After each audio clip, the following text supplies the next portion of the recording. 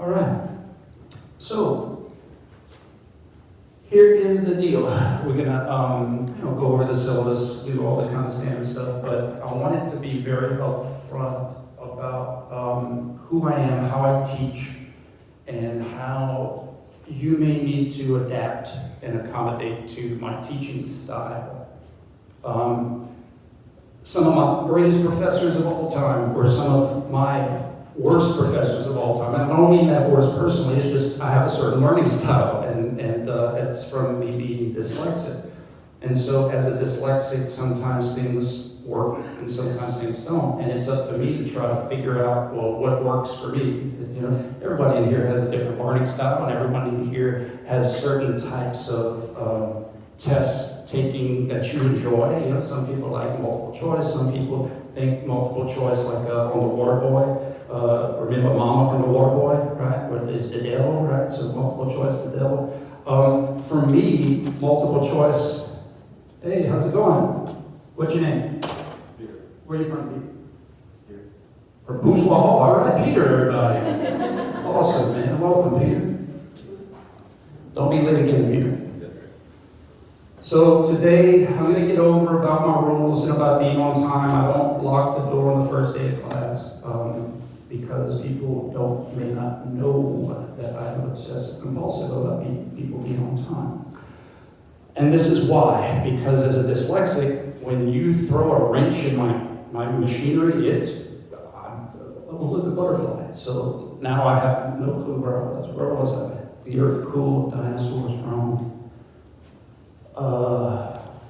Help me out, guys. What was I talking about before Peter from Bourgeois Hall came in? Teaching style?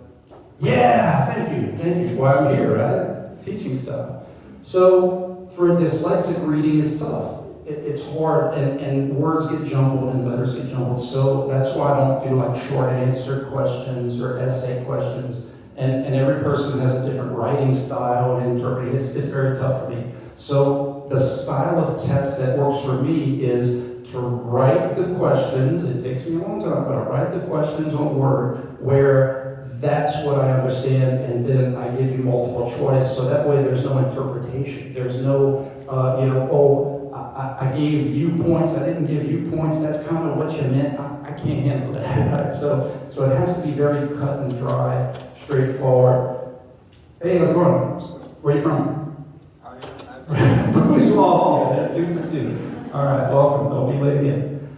Okay, so what I suggest to this kind of stuff is not list oriented. It's not, well, I guess there is some memorization, but it's concept driven. It's concept driven. When I was in undergrad, I struggled, man. Look, Dr. Alciator like retired, right? And she taught me, she taught Lincoln. I mean, she's been here for a while, right? But great teacher, and it was just overwhelming. It was just a lot of new stuff, and I struggled, man. I barely made my seat, and pew, I was going back on to City Hall. C's, get degrees, I was there, man. And then I took a class called Anatomical Kinesiology, which is this class. I think back then it was called Kinesiology. And I sat right there in that chair, and I was like, yay, another C coming right up. And Dr. George, who probably the greatest teacher I've ever personally had, he's just telling stories. And he's like, think of it like this, and you move this way, and think of a plane like this. He's just talking. And usually I'm trying to write and catch up and write keywords and misspell every other word. Which, by the way, you're going to see me misspell like cat, all right? So don't hold it against me. So first test comes, and all my friends are like struggling. 2 of my friends didn't pass, and I made like a 98, which for me is like, that must be a mistake. Like, did you accidentally grade this wrong? And so that was the first hint that this is what my mind was made for. My mind was made for motion analysis, movement analysis. That's what my dyslexic brain was made for. And as a kid, man, I love sports. So that was natural to me. That may not be natural for you, and that's okay.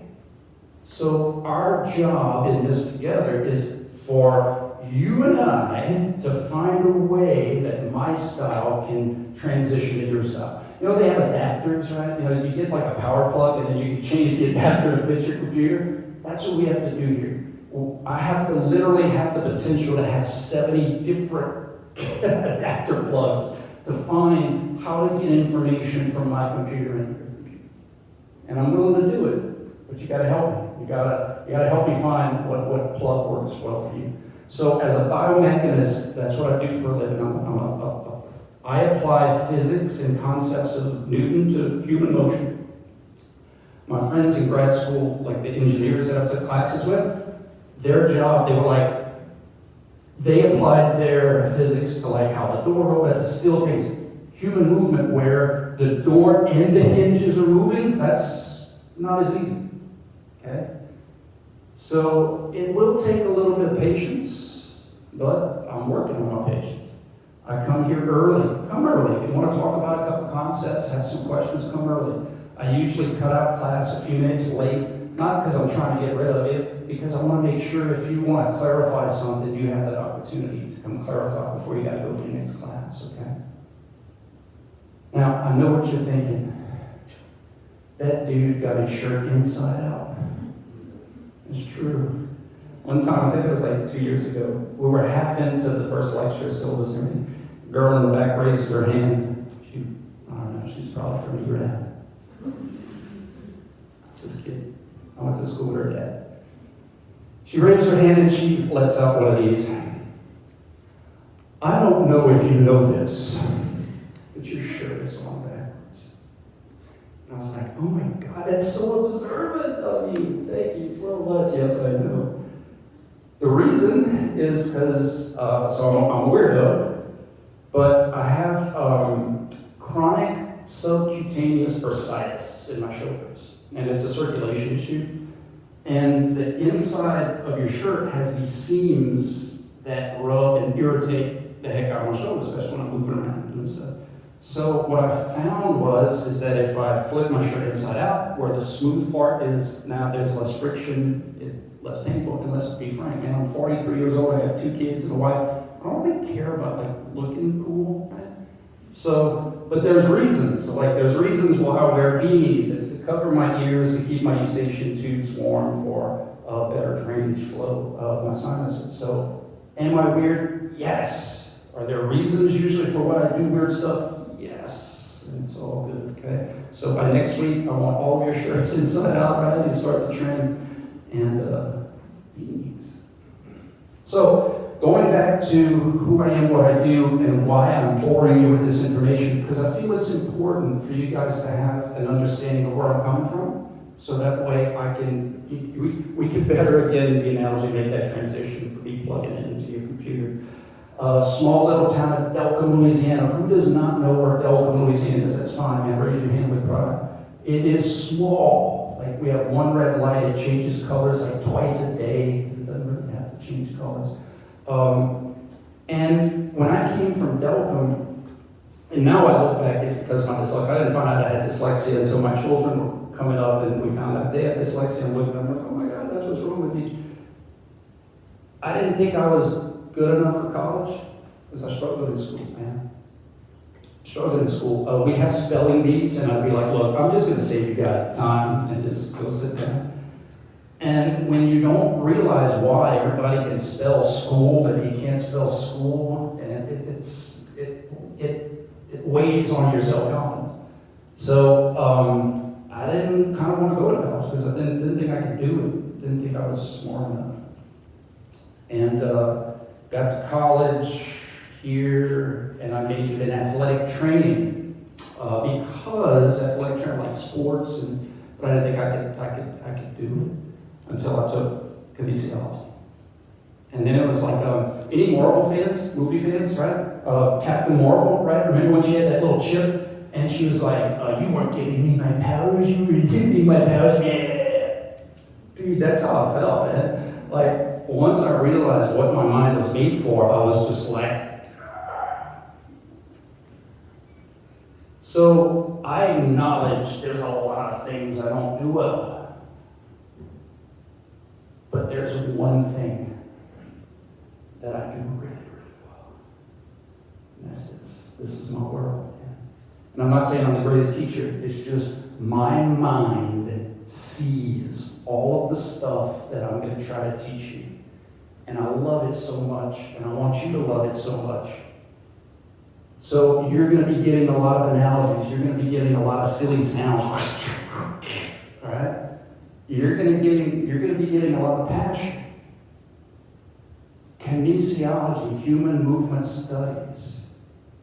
This is the class of your undergraduate degree. I'm biased, I know. But it really is.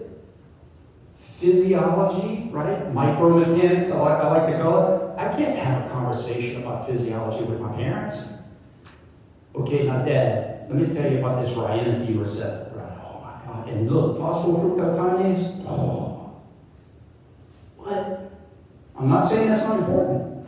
But in terms of application of knowledge, when you're working with clients, when you're working with older people, younger people, autistic people, disability people, pastor, you're talking human movement. You're talking mechanics. You're talking form. Understanding muscles, understanding how they work, understanding that's your wheelhouse.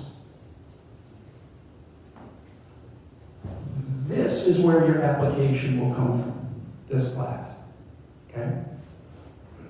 So, after I finished my undergraduate and realized what my brain was made for, then I was like, I want more. I'm ready to eat.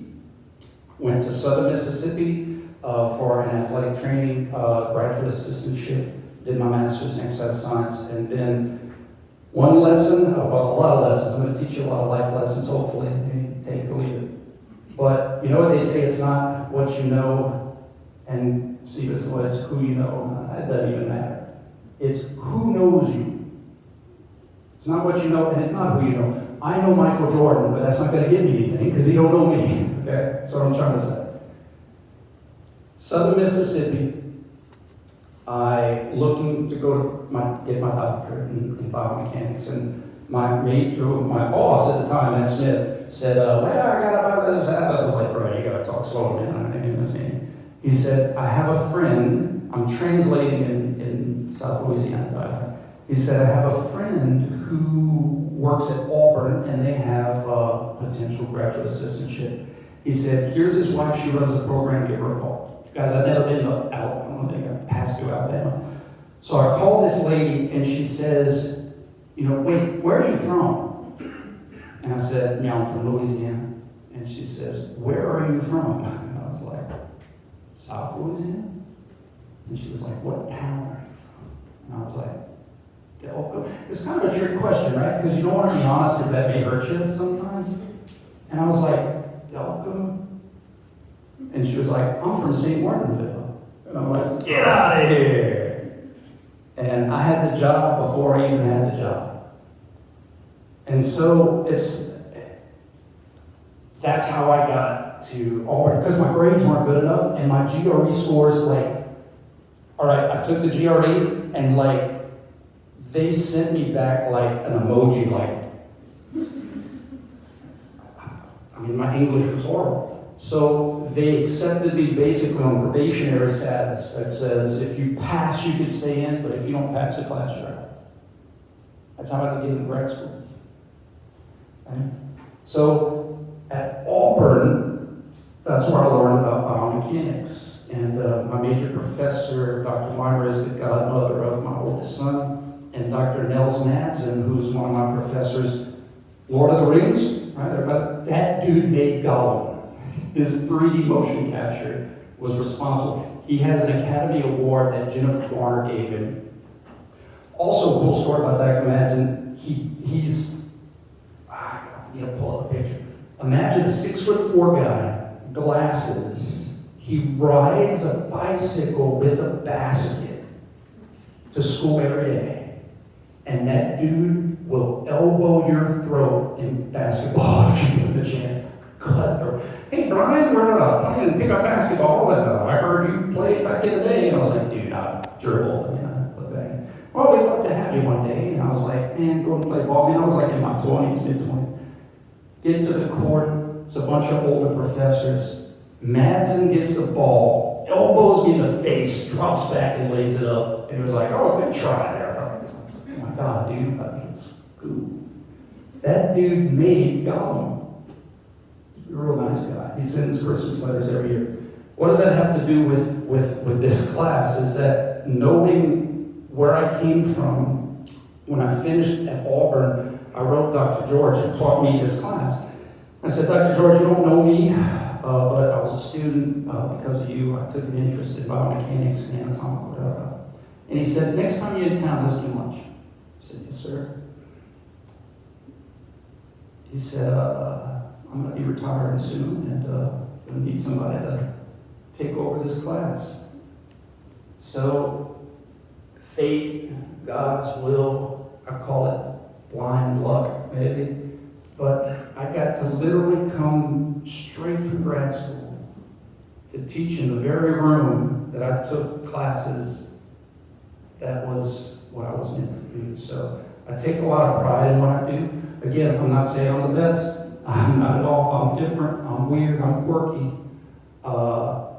But this is the most fun I have every week, is being here, trying to relate some things that I think is cool and interesting. And the most important thing, useful.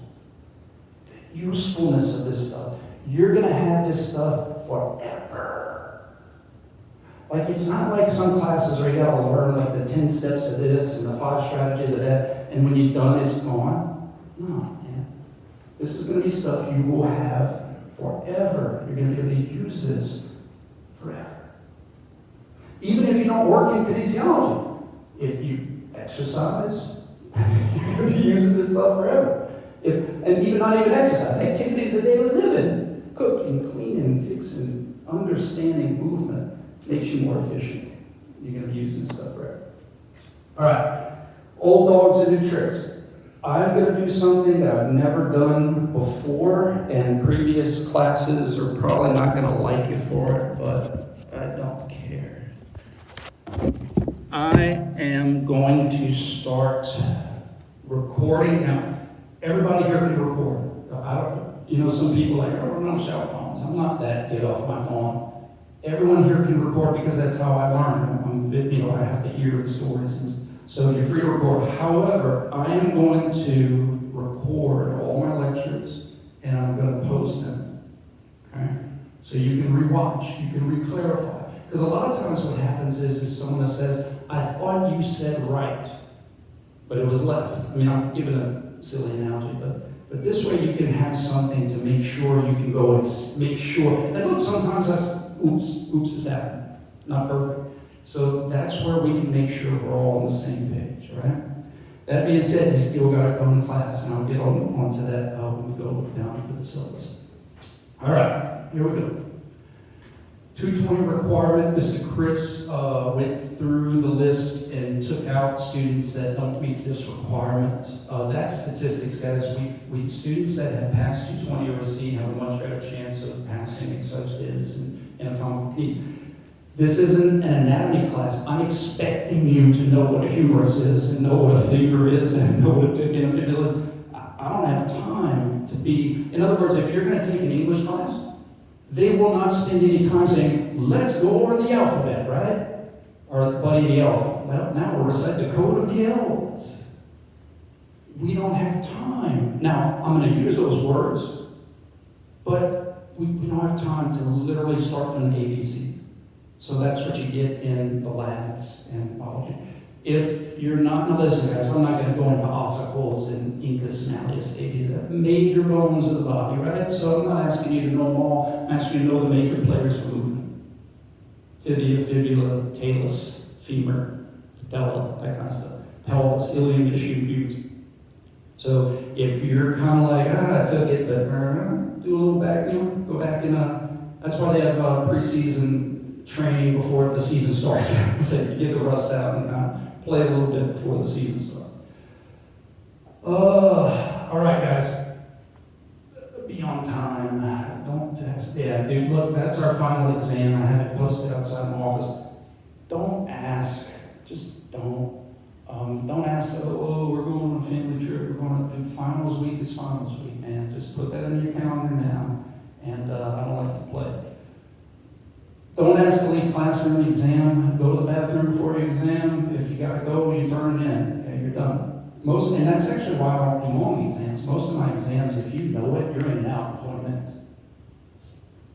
Truth. Another important, you have until graduation day of the semester to dispute a grade. Dude, I'm all about it, man. Come talk to me. But do it before I have another batch of students. So that way we can knock it out, get it done. Again, if I made a mistake, great. But don't wait 2 years and then come talk to me about it. All right. I always hate syllabus day because it always sounds so negative. I'm not trying to be negative, just trying to be honest. Right, office hours are posted. I'm either going to be in my office or I'm going to be in this room. So if I'm not over there, I'm over here. If I'm not over here, I'm over there. So feel free to come in and chit-chat about class, about work, about grad school, any of that kind of stuff. Feel free to come check in. Tuesday, Thursdays, I'm usually here, but I'm not always here. That's why I don't have posted hours. I used to drop my son off at the dyslexia school he goes to, and then I come here. But it's not every day. Sometimes I have meetings and my service hour days where I meet with charities and organizations on Tuesday, Thursday. Emails, all right, your 310 textbook, theoretical kinesiology. So here's the story about how that came about. I used to not give a textbook because it's not that I learn from textbooks, but all of the information I'm going to be teaching you is in here. It's not that I'm super smart, it's concepts that don't change. In other words, in physiology, things change a lot. Our understanding of the micromechanics changes. Newton has been around for a long time, ladies and gentlemen. So the concepts are, now there's infinitely many ways to apply them, but the concept's pretty much straightforward. Flexion is flexion. We're never going to be like, oh, you know what we thought about? Boy, is that wrong? It is what it is. It's an is. That being said, some students, now this is way back in the day, said, we need a textbook. And I was like, all right, well, how about that one? No, I'm not going to open it. And so then they were like, oh, you never use a textbook. I'm like, God, Lord. And so, anybody work at McLeod Charles Sheffield? Y'all know Cole Thompson? Know Coleman? So Cole Thompson, dude, I've had so many students. I've been teaching here since 06. I was 29 years old. So a lot of my former students are now therapists. And Cole was like, Doc, why don't you just put those concepts into, a packet or something? I was like, oh my God, dyslexia, misspells words and stuff. But I did it with their help. And so basically in that packet, there's no wasted stuff. You ever take a class and the book's that big and you only use that much of it, right? Now, are there misspellings all over the place? But at least you have all of the stuff you're going to be accountable for from the start to the finish. And this was actually Cole's idea. One reason why it's single-spaced is so that you can see stuff on one end and write notes on the other end, right? Keywords, right? Okay. So that's how that came along, is to give you something so that you don't have to literally write down every word, but still have the ability to, this analogy, that analogy, or ask him about this, and you kind of write notes on this stuff. Right?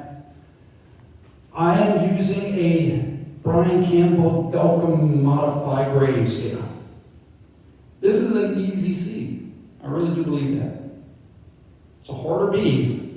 And it's not easy to make an A. It's the reality.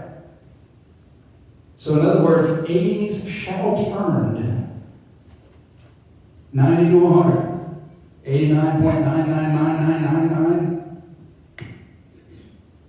C's, I give you a little bit more. Look at that, guys.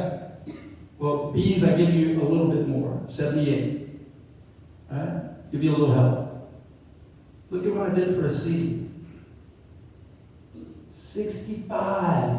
And I'm going to round you third, bro. I'm going to send you home. And I do that because the university has, our college has a policy on, C's or better and stuff. But I'm like, a D is technically pass. passing. But philosophically aside, most students should make a C. And that's what the bell curve should say. So it really doesn't alter the bell curve any. Okay? D and F. Hopefully nobody's, I don't think anybody's. If you try, if you genuinely try, you're going to be all right. But you got to try.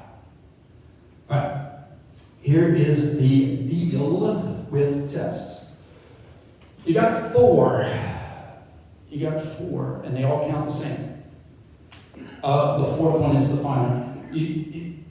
Final exam and final test get semantical. In other words, like you have your last test of the semester, then you have your final exam. So sometimes that gets confusing. I am willing to drop your lowest grade. Dude, that is clutch if you come to class. That's the trade-off. If you come to class. So not coming to class technically doesn't hurt you because I'm not taking off any points. What I'm doing is I'm trying to help people that do come to class. That's how I want you to think about it. I'm not hurting you if you miss a lot, but I'm not helping you if you miss a lot. And I think that's fair. Okay, I'm going to get to the attendance policy. So if you come to class, you shall be helped. Course description. All right, here we go. Starting Friday at 7:30 in the morning. Guys, I will be standing at the door watching my phone. It's about to be Mardi Gras season. They're about to barricade streets. I don't make the rules. I don't like it. You gotta be here early. You gotta be here on time. You gotta think of it like this. Most of the time when we drive on the road, everything's fine and dandy. But every once in a blue moon, we hit a nail, a tire blows out. And it's odds. It's playing the odds. In other words, the more I drive, the better the chance something's going to go wrong. So if you say, oh, I can make it to school in 10 minutes, and you tempt fate, eventually something's going to go wrong. Accident, train, black barricade. It doesn't hurt you to plan to be here a few minutes early. We can talk about human motion. We can talk about pop culture. I love pop culture. We can talk about, you can prep before class. You can study before class. One of the reasons I do this twofold. One is to get you in the habit of being on time, whether that's for work, whether that's for interviews, whether that's for anything, because you are a reflection of me. And the second thing is my teaching style. With my dyslexia, if I'm on a roll and I'm getting into my lecture and that door opens, everything comes crashing down. And it takes me a long time to rebuild that lecture momentum, okay? Now, because I'm posting the videos now, we'll see how that goes. If you miss class, it's not the end of the world. However, again, if you miss too many, I will not help you. I'm not going to hurt you. I'm not going to help you. Okay? How many is too many? I'm giving you 4 absences. So if you miss 5 or more classes, and that's excused or unexcused. Now, if something crazy happens, like I'm going to be in the hospital for a month, well, maybe we need to withdraw and take them the summer anyway, because this is about trying to teach you information. If you're on an athletic team and you have scheduled trips, I'm not unreasonable. Here's where students get into trouble. Oh, I get 4. Well, I'm going to miss one here. Oh, I'm tired. I'm going to miss one there. Oh, I'm not feeling good. I miss one there. You use them all up, and then when a legitimate emergency happens, when you're really sick, you see what I'm saying? So these 4 are not meant to be played with. They're meant to be held on to for when there's legitimate reasons. Does that make sense? They're meant to be there for emergencies. They're not meant to be there like retirement days. Well, if I use them or lose them, save them. Use them like lifelines. So, just to be clear, 4 absences, excused or unexcused, hold on to them. Hold on to them like manta. I don't know what manta is.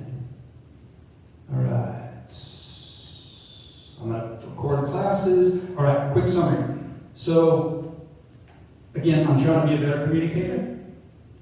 I have a little summary. This is all in the syllabus, all posted on the Moodle. Missed class. That means you didn't show or you were late. If you're late, that's a missed class. It's all the same to me. You're either here when class starts or you're not here when class starts. And guys, I'm just being up front. I've had students, they're sprinting down the hall, and I don't even look, man. Just, it is what it is. Time starts, we get to work. And that way, oh wait, I did or didn't go to school, but I let you from that. I don't care. Like that's, to me, that should be refreshing. Like that I'm not looking at it as a case-by-case basis. It is what it is. And if everybody knows the rules and everybody plays by the rules, then it's all good.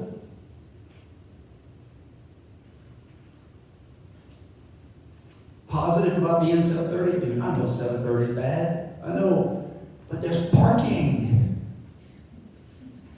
There's parking, man. Yay. Get it done with. Yeah, and this is my little spiel, like with sick, not sick, excuse me. You think about elementary school, right? To get perfect attendance, you had to be at school. It didn't matter if you had a medical excuse or not. You had to be there for it to count, right? I never got it one time. It was always at the last week, and I always got sick or something. Never got that ribbon. Let's see what else we got. Ooh, Lord. Okay, this is the one exception to being late. I will let you be late for an exam. I'm harsh, but I'm not that harsh. However, there's rules. If you don't get here till 8 o'clock, because that's when I'm going to start letting people go, there's no way, and again, put yourself in my shoes, there's no way I'm going to let you take a test when I let people leave the test. No, you didn't have that advantage. Why should I give someone else an advantage? That's your curve they're playing with. So, in other words, don't think, oh my God, I'm late, I missed the test, that's it. Get your booty over here. And as long as you're here before 8 o'clock, now you may only have 25 minutes to take the test, but you take the test. Guys, there's no gray area here. If you do happen to be sick, if there is an emergency, all I ask is that you communicate with me. That's it. And not communicate with me at 10 o'clock. And not communicate with me at 8 o'clock. Because if you're sick, you're probably up. If you're really sick, you probably know you're sick. In other words, you were going to set your alarm anyway, right? Regardless of if you're sick or not. So there's no reason why I can't know about it before 7:30 in the morning, is what I'm trying to say. And if I don't hear about it at 7:30, I'm going to assume you slept in. Because that's the only logical assumption. Because whether you're sick or not sick, your alarm should be set to come to class. Does that make sense? So it's 10 o'clock, I get an email, oh, I'm sorry, I missed the test, I was sick. That's the policy, okay? And again, this is not about trying to be mean or not. It's about trying to have everybody play by the same rules. Makeup exam day, for those of you that do follow policy, law of large numbers, man. Somebody's going to miss because of sickness, illness, family member passing away. That's understandable. But again, follow the policy, let me know, and your makeup day will be the last, you know how like the last day of regular class, right? You know, like where you kind of go over it, that's the day you're going to take your makeup test. So in other words, it's going to be one day where I can get everything done. There's not going to be this, so can I take it next week? The next exit, you know, sometimes you go on an interstate, and it's like, next exit, 12 miles per hour, right? You miss your exit, you gotta get to the next exit.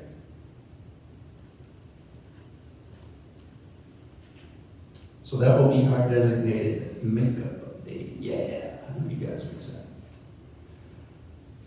All right. Man, final exam, guys. Ooh. Set 2 alarms. There's no making up the final exam.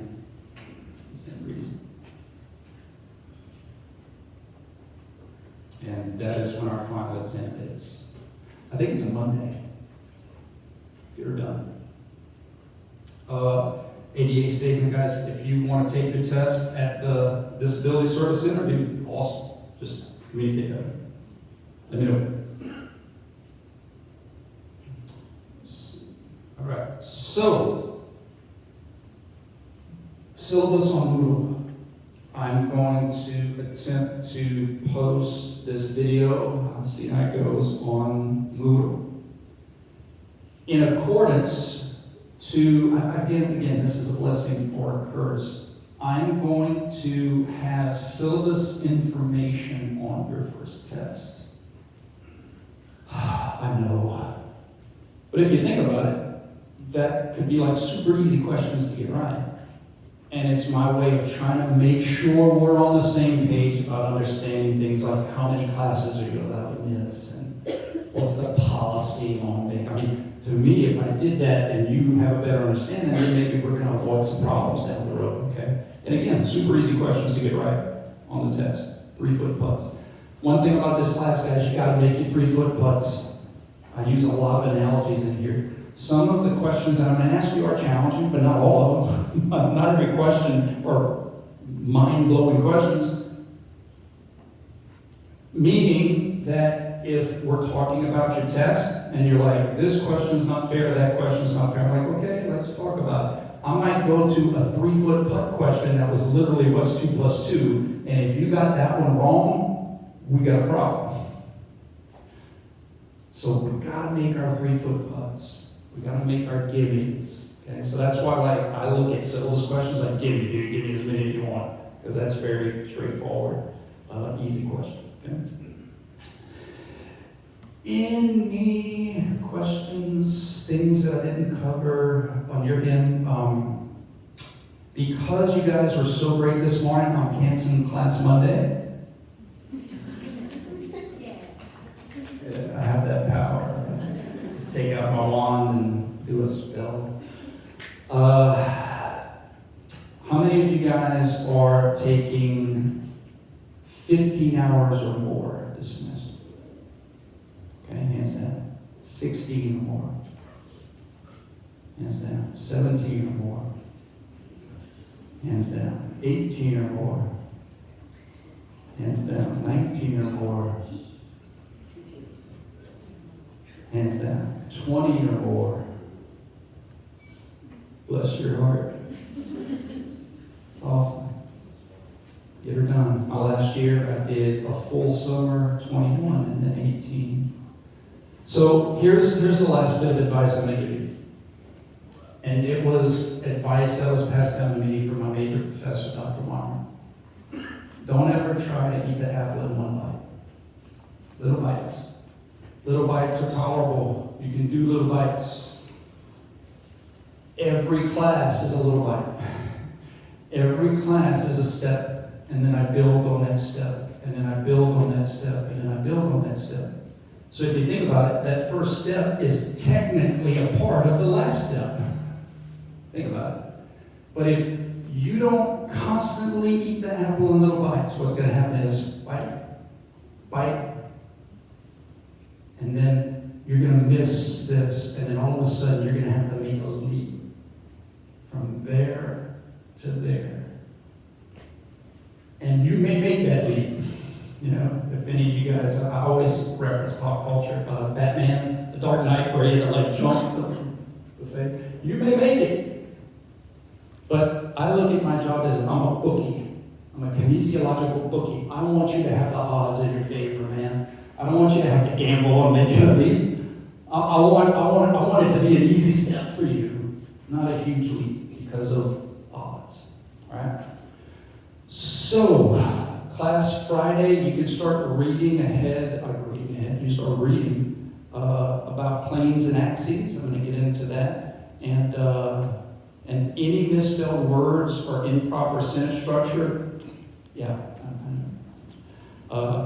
So there is that. Any questions? Don't forget to sign the roll. And you guys have a magical day.